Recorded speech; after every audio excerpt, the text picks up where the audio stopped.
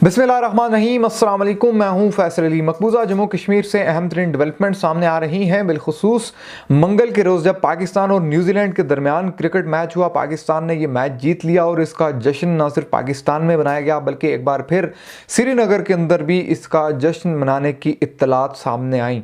बावजूद इसके कि पाकिस्तान ने भारत से जो मैच जीता था उस पर बड़ी फतह और इस लाजवाल कामयाबी पर, इस बेहतरीन फतह पर कश्मीरियों ने खुलकर जश्न मनाया था और उस जुर्म में भारतीय इंतज़ामिया ने उन कश्मीरियों पर मुकदमात दर्ज करना शुरू कर दिए थे। यही नहीं, भारत के अंदर मुख्तलिफ कश्मीरी तलबा जिन्होंने पाकिस्तान की इस फतह का जश्न मनाया, उनको तशद्दुद का निशाना बनाया गया। अब इसके साथ एक बड़ी डेवलपमेंट इस वक्त कश्मीरी सियासी क़यादत जो है उसकी जानिब से सामने आ रही है। भारतीय वज़ीर दाखिला अमित शाह के दौरा कश्मीर के बाद खुलकर लफ्ज़ी गोलाबारी आप कह सकते हैं फारूक अब्दुल्ला की जानिब से की गई है और ऐसे सवालात उठाए गए हैं और ऐसे इशारे दिए गए हैं कि कश्मीरी कौम एक बार फिर एक फैसला कुन मरहले में आप कह सकते हैं कि दाखिल हो चुकी है। उसी वक्त में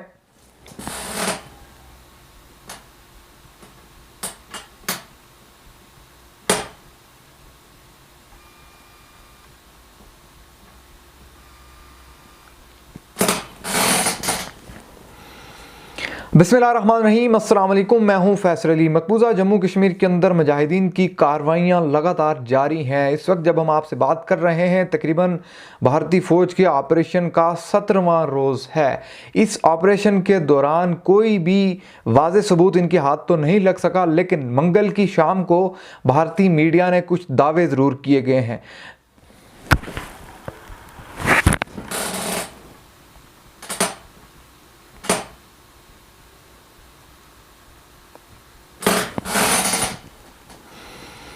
बिस्मिल्लाहिर्रहमानिर्रहीम, अस्सलाम वालेकुम। मैं हूं फैसल अली। मकबूजा जम्मू कश्मीर के अंदर भारतीय फ़ौज का तवील तरीन फ़ौजी ऑपरेशन जारी है। पुंछ के जंगलों के अंदर इस सर्च ऑपरेशन के दौरान ड्रोन्स और हेलीकॉप्टर से मदद ली जा रही है। ताहाल किसी भी मुजाहिद को ये गिरफ़्तार करने में या उसकी कोई क्लू ढूंढने में नाकाम रहे हैं। लेकिन मंगल के रोज़, मंगल की शाम को भारतीय मीडिया के अंदर कुछ दावे किए गए जिसमें यह बताया गया कि पुंछ के जंगलों के अंदर से कुछ शवाहिद मिले हैं। इस वीडियो के अंदर वो तफसीलात आपके सामने रखेंगे और फिर ये भी बताएंगे कि कश्मीरी मुजाहिदीन के साथ साथ कश्मीर की जो सियासी लीडरशिप है वो खुलकर इस वक्त भारतीय मरकज़ी हुकूमत के ख़िलाफ़ सामने आ चुकी है। फ़ारूक अब्दुल्ला और महबूबा मुफ्ती ज़बरदस्त किस्म के बयानात इस वक्त इनके सामने आए हैं। वो क्या हैं, कितने बड़े इशारे इनके इन बयानात के अंदर मौजूद हैं कि वो कश्मीर की एक जुदागाना, एक मुनफरिद, एक अलग हैसियत की बहाली वाज़े तौर पर चाहते हैं। उसी के साथ साथ भारत के अंदर एक अहम तरीन रियासत जो बांग्लादेश के बॉर्डर के साथ है, वहाँ पर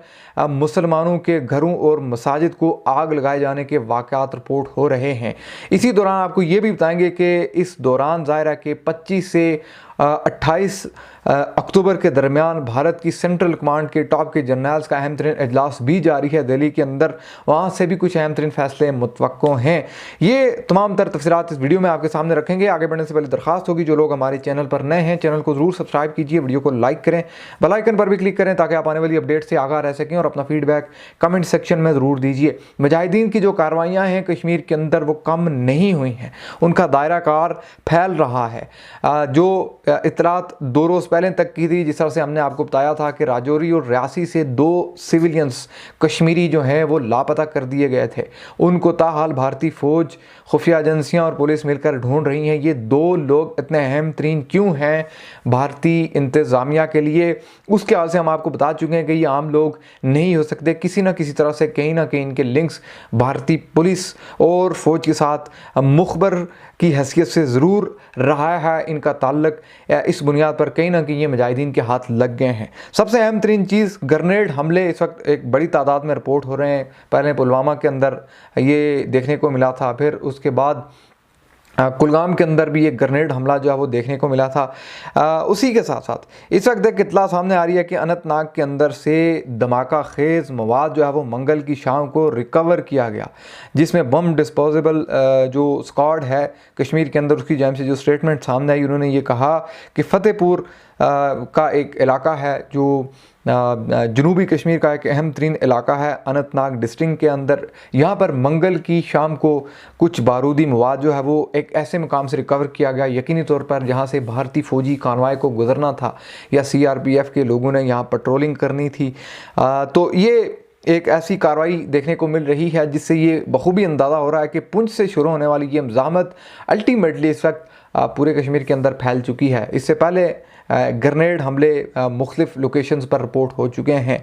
मामला सिर्फ यहीं तक नहीं है, भारतीय मीडिया के अंदर ये दावा किया गया है कि ज़ाहिर है ऑपरेशन के 16वें रोज़ पुंछ के जंगलों से कुछ क्लूज़ मिले हैं और इन क्लूज़ के बारे में ये बताया जा रहा है कि ये मुजाहिदीन के ज़रिए इस्तेमाल कुछ हथियार, कुछ जूते, कंबल, कुछ खाने पीने की अशिया और कुछ बुनियादी ज़रूरत की चीज़ें जिसमें कंबल और टेंट्स वगैरह थे, ये रिकवर किए गए हैं। भाटा डूरियाँ का इलाका है जो पुंछ के जंगलों का अहम तरीन इलाका, मेंदर के इंतहाई मेंदर सब डिवीज़न जो जम्मू एंड कश्मीर पुंछ के अंदर मौजूद है, मेंदर सब डिवीज़न के अंदर ये इलाका है भाटा डूरियाँ।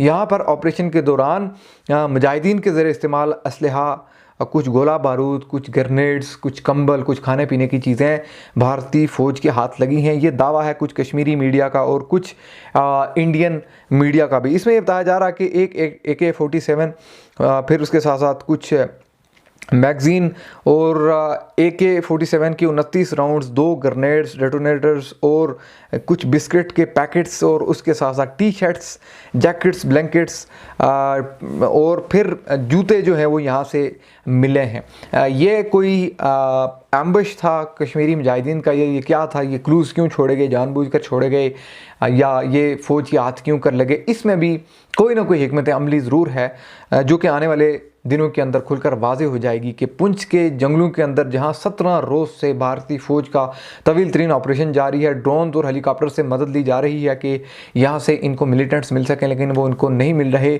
लेकिन 16वें रोज़ उनके जूते, उनके बिस्किट, कुछ हथियार, कुछ राउंड्स और कुछ चीज़ें उनके हाथ ज़रूर लगी हैं जिसकी एक तस्वीर भी जारी की गई है। ये एक बड़ी डेवलपमेंट है जो पुंछ के अंदर से रिपोर्ट हो रही है। इसी दौरान ज़ाहिर है भारत की सेंट्रल कमांड जिसमें भारतीय army chief, chief of defence staff, naval staff और नेवल चीफ जो हैं और एयर चीफ जो हैं, इनकी मुलाकात अहम तरीन कमांडर्स के हमरा जिसमें इनके वज़ीर दिफा भी हैं राजनाथ सिंह, दिल्ली के अंदर जारी है। ये तमाम तर मीटिंग जम्मू कश्मीर और लद्दाख में सिक्योरिटी रिव्यू के हवाले से हो रही है। इसमें नया सिक्योरिटी प्लान आ सकता है, इस पर हम एक पहले वीडियो बना चुके हैं, वो आप देख सकते हैं। लेकिन यहाँ फर्दर आपको इन्फॉर्म इसलिए कर रहे हैं कि इसी अहम तरीन मीटिंग के दौरान कश्मीर के अंदर ये कार्रवाइयाँ रिपोर्ट हो रही हैं। यहाँ तक कि अमित शाह के दौरा कश्मीर के तीसरे रोज़ भी ग्रेनेड हमले और फायरिंग के वाक़यात रिपोर्ट हुए थे। तो हालात किसी भी तौर पर मामूली नहीं है, गैर मामूली किस्म के हालात हैं।